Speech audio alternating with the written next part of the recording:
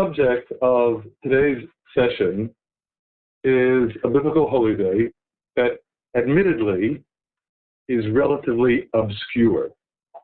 In fact, I suspect that most people are completely unaware of its existence.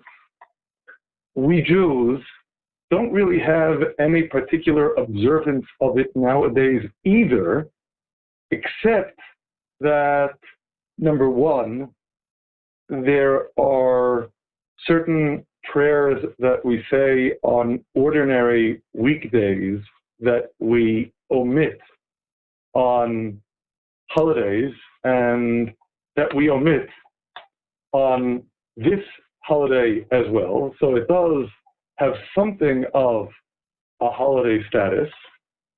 And there are also some people who have a custom of adding some matzah, some unleavened bread, to their meal on this holiday, which actually takes place tomorrow, as we shall see, the 14th day of the second month in the reckoning of the biblical calendar. But before we get there, we need, of course, to explore the background. As always, the premise of our discussion is not that we are discussing these holy days because they have direct, imminent relevance with respect to how we will observe them, but rather, this is part of the Torah, part of God's teaching to us. And as students of God's Word in the Holy Bible, and we are, after all students of God's Word in the Holy Bible, this day, like everything, certainly like all of the holy days that are described in the Bible, has a crucially important message to teach us, maybe even more than one. So it is on that note that we begin our journey in Numbers chapter 9. Beginning at the start of the chapter, verse 1, and God spoke to Moses in the wilderness of Sinai in the first month of the second year after they were come out of the land of Egypt, saying, let the people of Israel keep the Passover at its appointed season. This is in the second year of the Exodus, the first anniversary of the first Passover. And, of course, the date is determined by the anniversary. In the 14th day of this month being the month of the Exodus, the first month as designated at the beginning of Exodus chapter 12, the month of the Exodus, at evening, you shall keep it in its appointed season, according to all the rites of it, and according to all the ceremonies of it, shall you keep it. And we read the discharging of this mission that God gives Moses in verse 4. And Moses spoke to the people of Israel that they should keep the Passover. And then, of course, what we read in verse 5 is they did. And they kept the Passover on the 14th day of the first month at evening in the wilderness of Sinai, according to all that God commanded Moses. So did the people of Israel. So this is the observance of the first post-Exodus Passover. Everyone participated, except not everyone. In verse 6, and there were certain men who were defiled by the dead body of a man, who could not keep the Passover on that day. And they came before Moses and before Aaron on that day. And those men said to him, we are defiled by the dead body of a man, Why are we kept back that we may not offer an offering of God in its appointed season among the people of Israel? They have a complaint. Now, in evaluating all of the relevant considerations with respect to their complaint, there's one conclusion, and really only one conclusion, that we can possibly reach, and that is, they don't have a case. They don't have a case at all. That is, first of all, to appreciate the problem in being in a state of defilement, we read in Leviticus in chapter 7, verses 20 and 21, a person who eats the meat of the sacrifice of peace offerings that pertain to God, having his defilement upon him, that soul shall be cut off from his people. Moreover, the person that shall touch any unclean thing, such as the defilement of man, or any unclean beast, or any abominable unclean thing, and eat of the meat of the sacrifice of peace offerings, which pertain to God, that soul shall be cut off from his people. Being cut off in Hebrew, karet, is an extremely severe punishment, which obviously means the sin is reckoned as an extremely severe sin. So, the first conclusion that we reach from Leviticus chapter 7 is they obviously cannot bring the Passover offering, which is an offering brought in the Holy Temple. Indeed, even entry into the precincts of the temple is forbidden to them. And certainly partaking of the sacrificial meat of the Passover offering is likewise strictly forbidden because they're in a state of defilement. So they can't. But not only can they not bring the Passover offering, they also, as a result of their state of defilement, don't need to. That is, a fundamental principle with respect to the laws that God gives us in the Torah is that if a person is operating in a state of duress, circumstances that are beyond one's control, then one is not considered to be at blame at all. Even if inadvertently one commits what would otherwise be regarded as a severe sin, if one is operating in a state of duress, there is absolutely no culpability. All the more so if one can't perform a positive commandment because of such a state of duress. We learn this principle, among other places, in Deuteronomy in chapter 22, in verses 25 to 27. Now, the subject here is when a man has sexual relations with a betrothed woman that would be tantamount to adultery.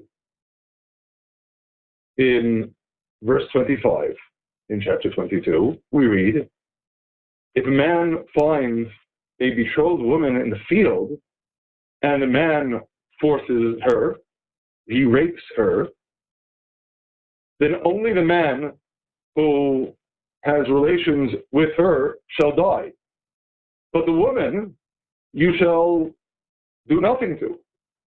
There is in this woman no sin worthy of death, worthy of any punishment. For, as when a man rises against his neighbor and slays him, even so is this matter. For he found her in the field, and the betrothed maiden cried out, but there was none to save her. So, of course, under the circumstances, she simply isn't considered to be guilty. Again, because she's operating under duress. So, remember, first consideration, these people who are in a state of defilement cannot bring the Passover offering. It's forbidden to them. Second consideration is they don't need to. They're not considered culpable because they aren't bringing it. They aren't able to bring it. They're guiltless. Furthermore, there is yet another consideration here, and this, I must stress, is only intimated in Scripture, but in our tradition, it is likewise a foundational principle, and that is, if one thought to do a good deed, one wanted to do it, one strove to do it, but was prevented from doing it because of circumstances beyond one's control, then not only is there no blame for not having done it, but one receives credit, so to speak, by God as if one did it. This is, in our tradition, intimated in the very last chapter of the prophets. In Malachi, chapter 3, verse 16, we read, "Then they who feared God spoke to one another, and God hearkened and heard it. And a book of remembrance was written before him for those who revered God." And now I'm translating the last words of the verse in the Hebrew, U'lechoshavei Shemo, literally, those who thought of his name. They only thought of God's name. They didn't actually succeed in doing anything in God's name.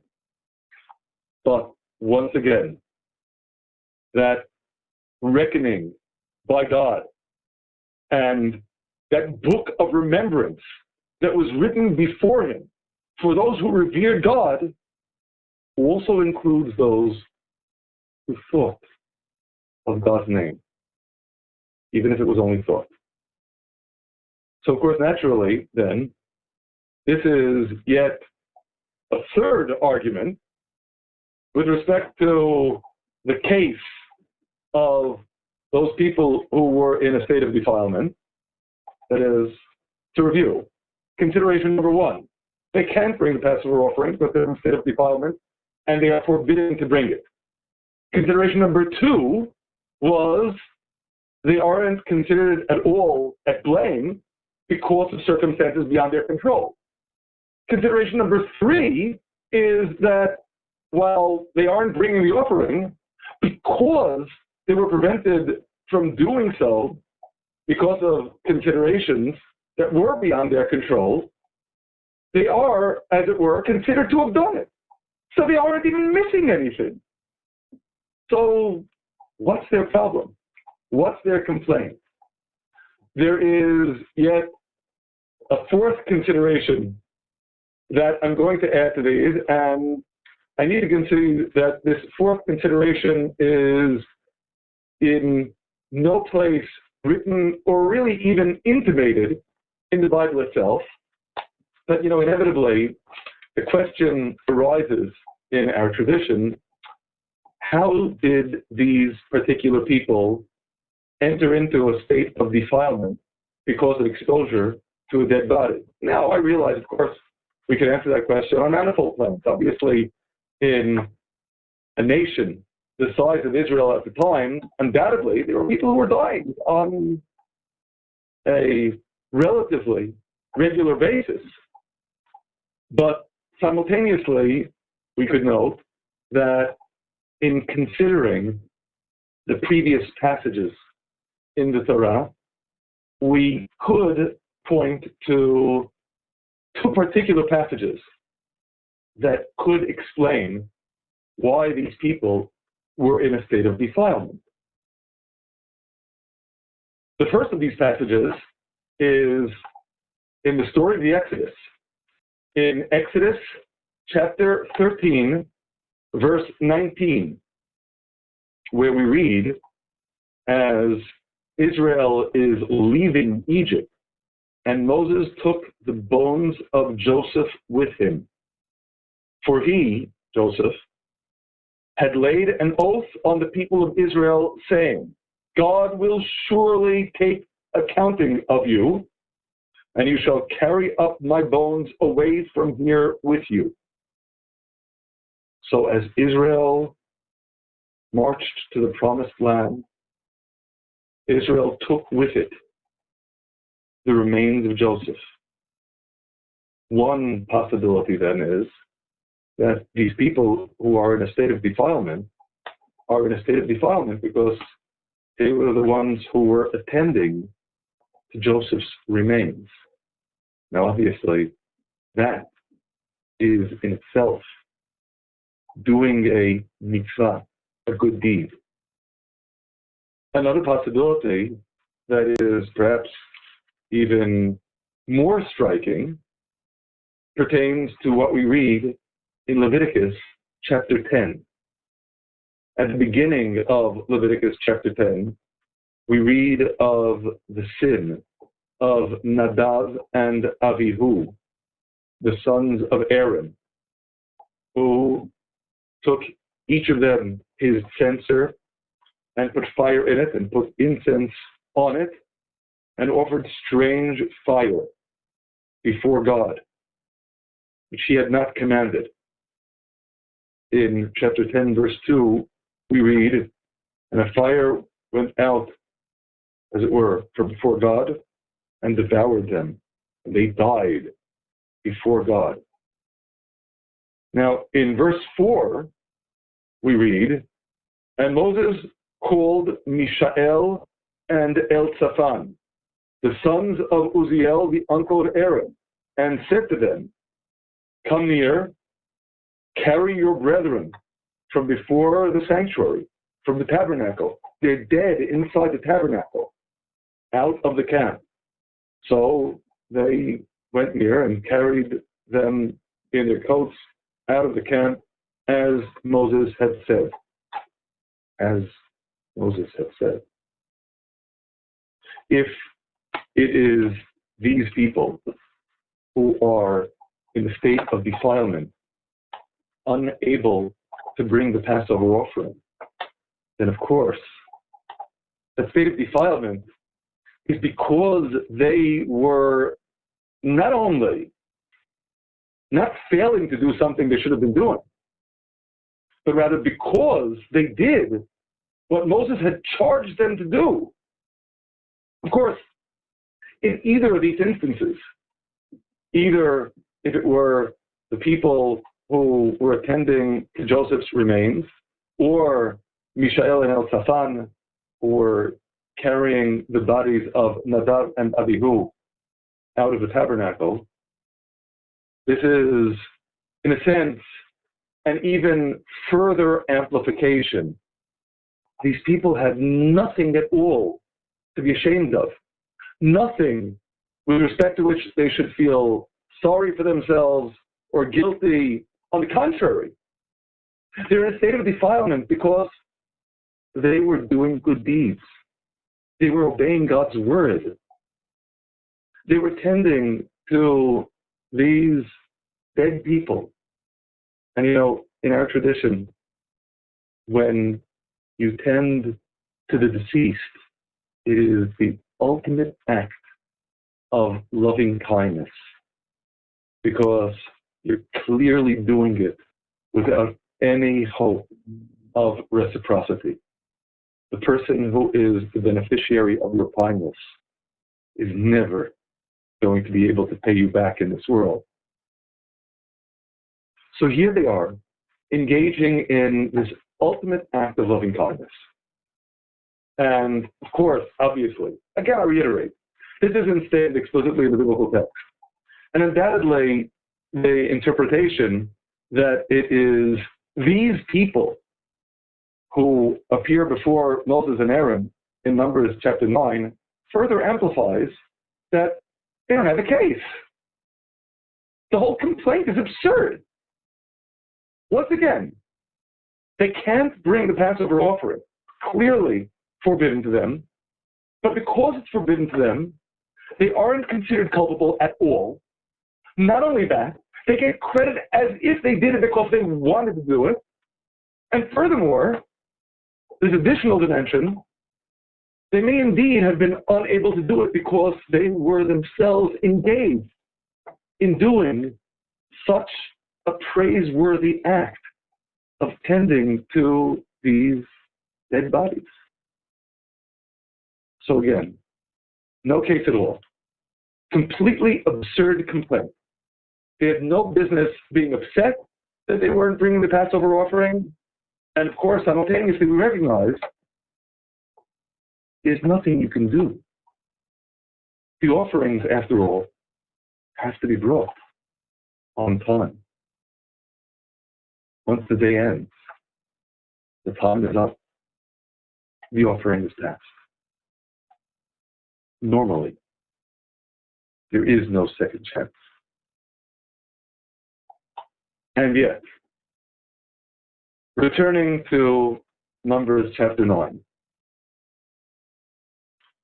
after they voiced their complaint, Moses, perplexingly, says to them, stand still, stand by, and I will hear what God will command concerning you.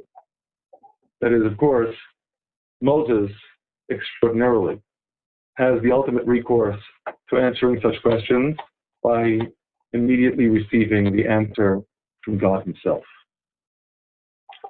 And it is that which we read in the verses that follow. God spoke to Moses, saying, speak to the people of Israel, saying, if any man of you or of your posterity, note, this isn't just going to be an answer to these individuals who are in a state of defilement. This is a new rule to apply for your posterity, for all generations. If any man of you or of your posterity shall be defiled by reason of a dead body, or be on a journey afar off, of course, from Jerusalem, because offerings can only be brought in the Holy Temple. Yet he shall keep the Passover to God. But how? When? In verse 11, on the 14th day of the second month, at evening, they shall keep it, and eat it with unleavened bread, with matzah, and bitter herbs. They shall leave none of it to the morning, nor break any bone of it. These are all rules that apply to the first Passover, the one that takes place on the 14th day of the first month. And indeed, by summation, God says, according to all the ordinances of the Passover, they shall keep it. I'm giving them a second chance. Now, of course, after I built up my case for why they didn't have a case, why the question was completely absurd, the complaint unfounded, the demand out of place. After all that, God accepts the complaint. God answers them. God gives them the second Passover. God gives them a second chance. Which really, when one considers the implications, is simply extraordinary. That is, perhaps we could say, in a sense, that, in Deuteronomy chapter 33, verse 4, we read as a kind of summation for the 5 books of the Torah, the 5 books of Moses. Moses commanded us a Torah, a teaching, the inheritance of the congregation of Jacob. Now, we've discussed in other contexts that the Torah, the 5 books of Moses, represent an organic whole, distinct from all the rest of the Bible in our tradition. Well, Moses commanded us concerning the Torah, the teaching. And yet, in a sense, he commanded us everything except this.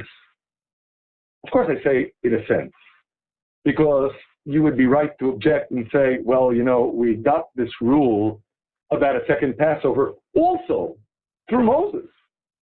And so God spoke to Moses. God gave Moses the answer. And of course, that's true. But in some sense, the implication in the text is the answer came because these people had demanded such an answer. Because despite the fact that the request was absurd, it was sincere. And when all that matters is that sincerity, I don't want to be exempt. I don't even want to get extra credit because I couldn't do it even though I wanted to. I want to do it. I want to feel that closeness. When there is that measure of sincerity, God answers.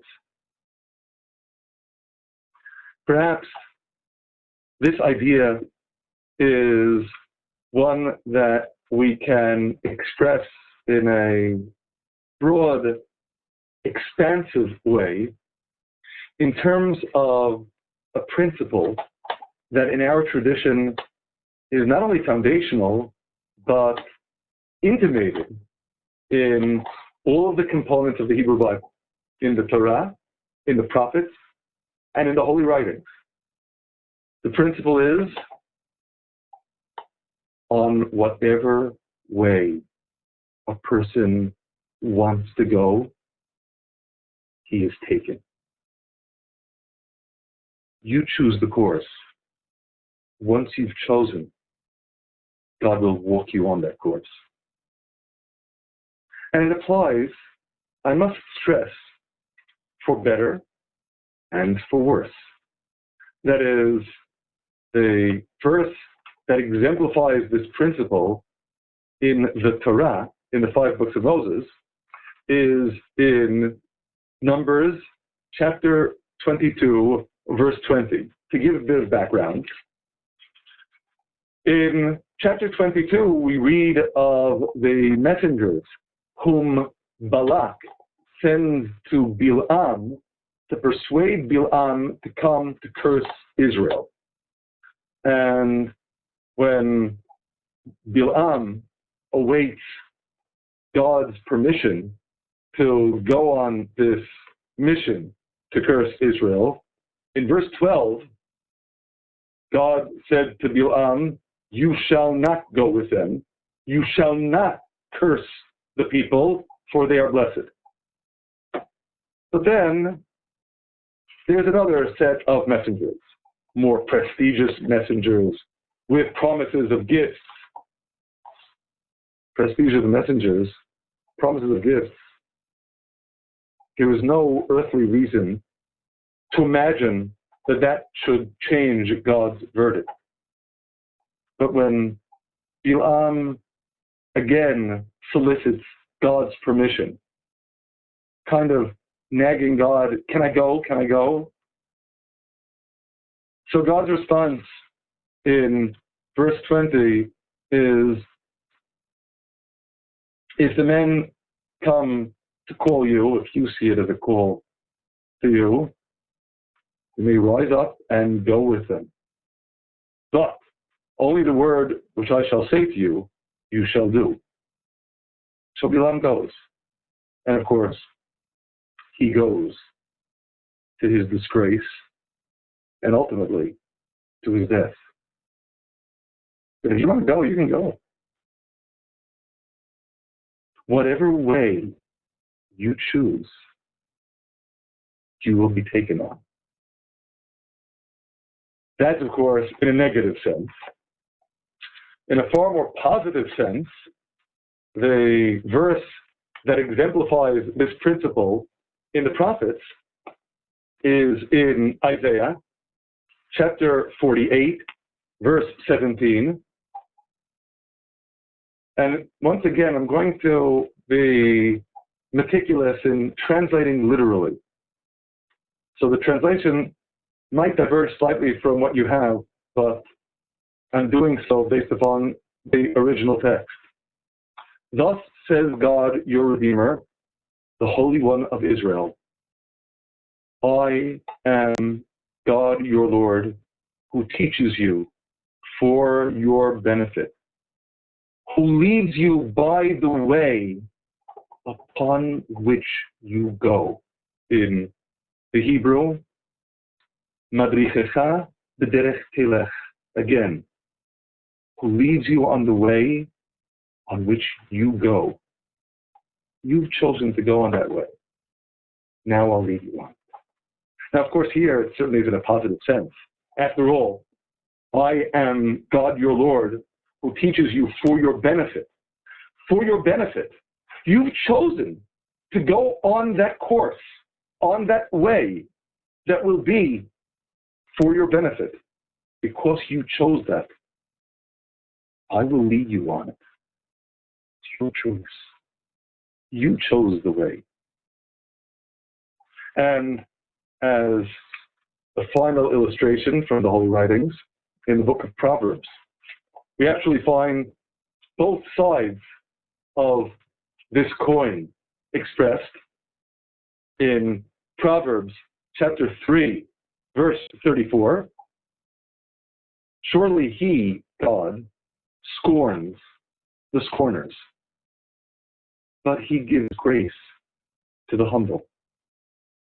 So those who have chosen to cast themselves as scorners get scorned.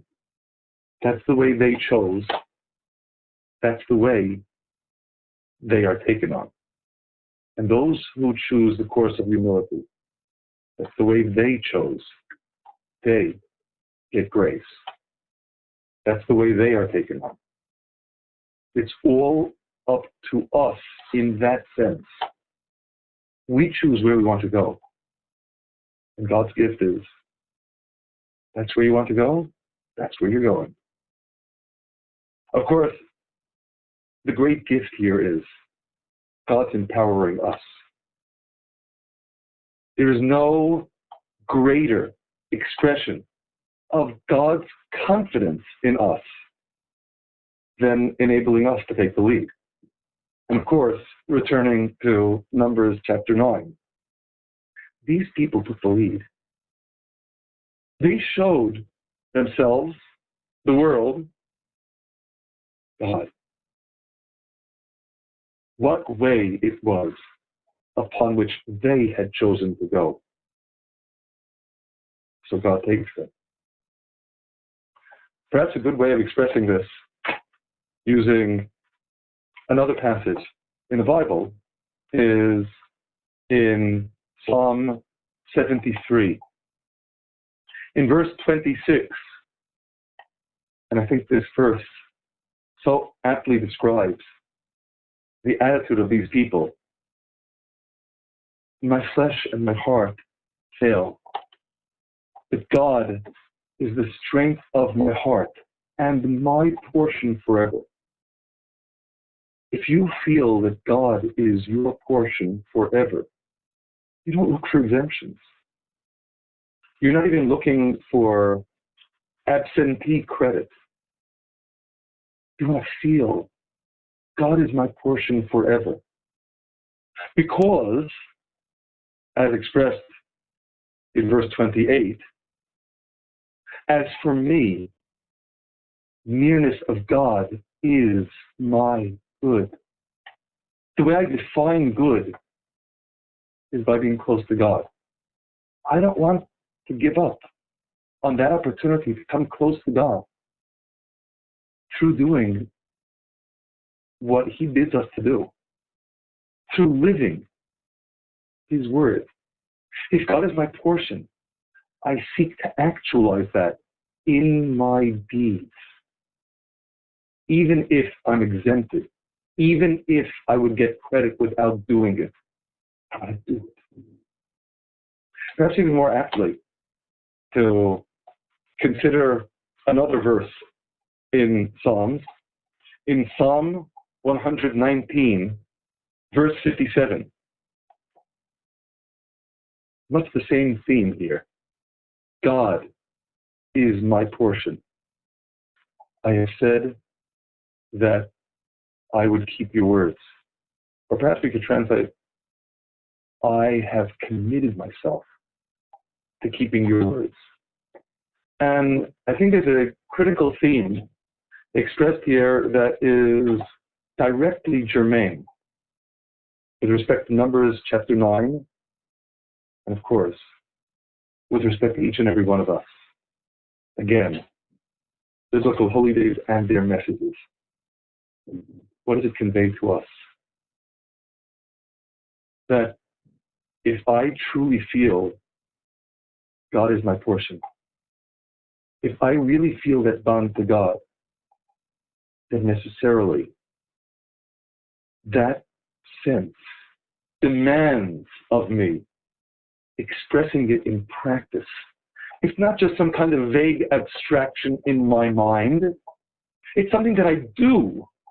So if I really feel that God is my portion, then I commit myself to keeping your words. Not just thinking about your words.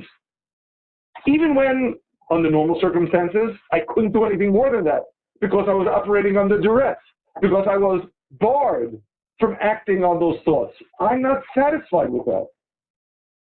Because I want that sense that God is my portion to permeate my entire being.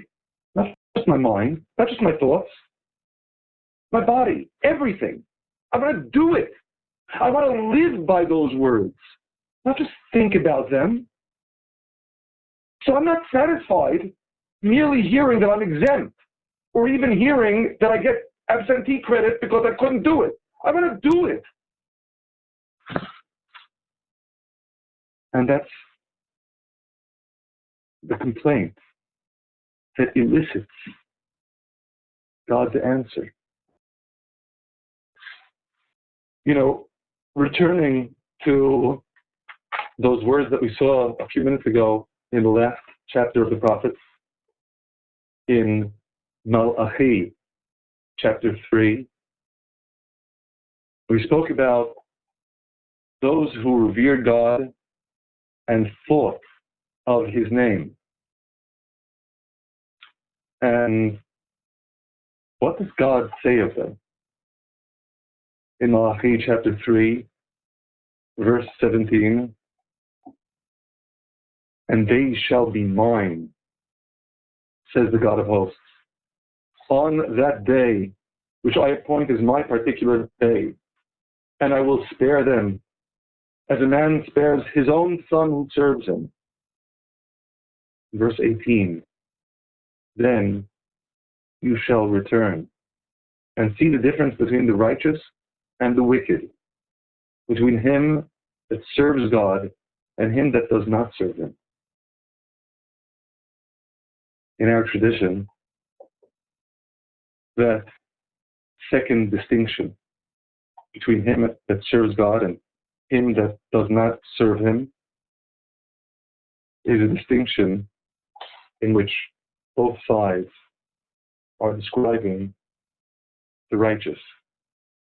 That is, besides distinguishing between the righteous and the wicked, even among the righteous, ironically, there are those who serve God and those who are described, even though they're righteous, as not really serving.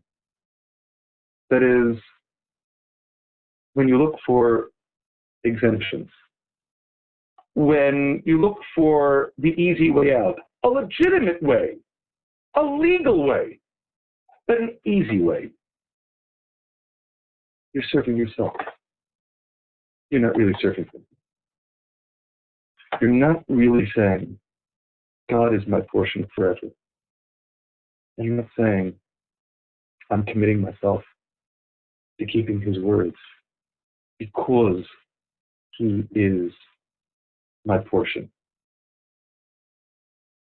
That is, perhaps it would be appropriate for us to invoke a principle here. This is a concept, a turn of phrase that doesn't appear in the Bible, but certainly is suffused with the ideas that we've just described. In the Hebrew, the expression is lifnim mishurat hadin. Now, I'm citing the expression in Hebrew because, to be perfectly honest with you, I can't translate it. That is, I can tell you how the expression lifnim mishurat hadin is usually translated into English, but it's a bad translation. The usual translation is beyond the letter of the law. That one isn't merely doing what one needs to do, one is going above and beyond. The problem with that translation is lifnim does not mean beyond. Lifnim actually means within. A literal translation, which of course idiomatically doesn't make sense, would be lifnim mishurat hadin, within the line of the law, within the letters. Or perhaps a better idiom to use here is to read between the lines. It's not going above and beyond because, if you go above and beyond, you're going out of bounds. When you go to excess, more is by no means necessarily better. Sometimes it could be positively bad. But if you have integrated into yourself, into your mind and into your heart, what the letter of the law is, you know how to read the lines. At some point, you become imbued with an attitude, an orientation that takes you between the lines and it enables you even to intuit what the right course is, even when nothing compels me to follow that course as the right one. This idea of lifnim mishurat hadin, reading between the lines, is one that in our tradition is intimated in the words that we read in Exodus chapter 18, verse 20. That is the instructions that Jethro bids Moses give to the judges who will join him in leadership of the people. You shall teach them the ordinances and the teachings, and shall show them the way in which they must walk and the work they must do. There are the well-defined teachings. There are the specific mandates that need to be observed. But then there's also something more than that. There is the way in which they must walk and the work that they must do. And that necessarily impels them to something more than merely the line, reading the letters. It impels them to read between the lines. And this is something that we should stress is clearly a point of emphasis, not just in the formal work of the judges, but altogether in interpersonal relationships. This is an idea that in our tradition is most aptly intimated in the instruction we read in Deuteronomy chapter 6, beginning in verse 17, but with a focus on verse 18. Verse 17, you shall diligently keep the commandments of God your Lord and his testimonies and his statutes that he has commanded you. Obviously, these are well-defined, quantified obligations.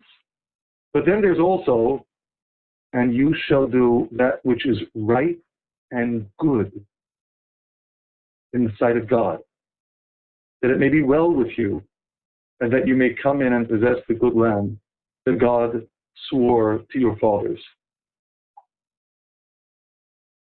What's included in the beginning of that verse? You shall do that which is right and good in the sight of God. You know, if it's simply referring to keeping the laws that God has already bidden us to observe, then it's just redundant. It's more than that. In our tradition, what that implies is, after you've kept all the laws, once you've already integrated what you need to do, the letters, start reading between the lines. Have those rules engender an attitude that I want to do what is right and good in the eyes of God.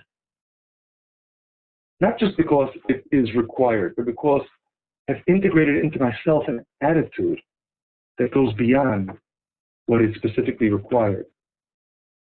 And maybe in a sense that is more closely relevant to the second Passover.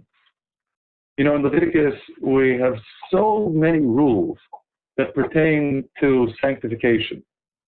Very specific laws that have to do with forbidden relationships and forbidden actions. And then after all of those specific rules, we read in Leviticus chapter 19, in verses 1 and 2, God spoke to Moses, saying, speak to all the congregation of the people of Israel and say to them, you shall be holy. For I, God, your Lord, am holy. Well, again, what does that mean? Does it mean all the rules that he already received? Well, if that were the case, this is redundant. And what altogether is intended by saying, for I, God, your Lord, am holy? That once you've learned all the rules, you're to be transformed as a person. You should have an attitude that strives for holiness, that strives to integrate godliness into your life, to make you into a more godly human being. Once you reach that level, then indeed, you intuit something that God hasn't even said yet, that to others might even seem absurd, but it's an expression of your having integrated that godliness into your life. Not going above and beyond, not going out of bounds. But of course, I commit myself to keeping your words. Not only your words that formally obligate me, your words, because I'm striving to keep them as much as I can, to make myself into a more godly human being. So, it is on that note that we consider the second Passover. Again, something that doesn't really apply when we don't have a holy temple in which to bring an offering for Passover on either the first Passover or the second Passover. But its message certainly does. A message that, first of all, stresses to us, when you really are striving to come close to God, there will be a second chance. And most of all, that by your striving to integrate that godliness into your life, God will respond. The way upon which you wish to go, you will go. God bless you.